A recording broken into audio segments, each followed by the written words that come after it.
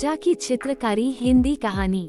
एक राजा था जिसके केवल एक पैर और एक आंख थी, लेकिन वह एक शासक के रूप में उदार और सक्षम था।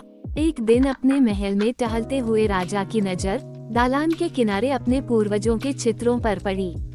वह यह भी चाहता था कि उसका चित्र एक कलाकार द्वारा चित्रित किया जाए, लेकिन वह अनिश्चित था कि उसकी शारीरिक असामान्यताओं के कारण यह कैसे बनेगा।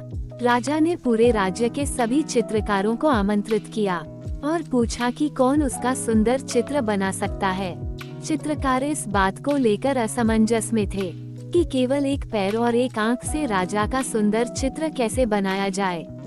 सभी चित्रकारों ने विनम्रतापूर्वक राजा की पेंटिंग बनाने से मना कर दिया। तभी एक युवा चित्रकार आगे आया और उसने राजा का एक सुंदर चित्र बनाना सुनिश्चित किया।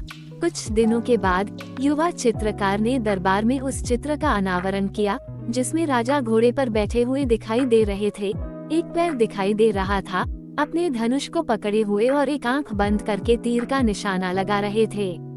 चित्रकला में राजा में शारीरिक कमियों का कोई चिन्ह नहीं था। राजा यह देखकर प्रसन्न हुआ कि चित्रकार ने रचनात्मक रूप से राजा की सकारात्मक विशेषताओं को प्रस्तुत किया था, लेकिन असामान्यताओं को उजागर नहीं किया था। कहानी की सीख। सीमाओं पर जोर दिए बिना किसी के सकारात्मक पहलुओं को देखें।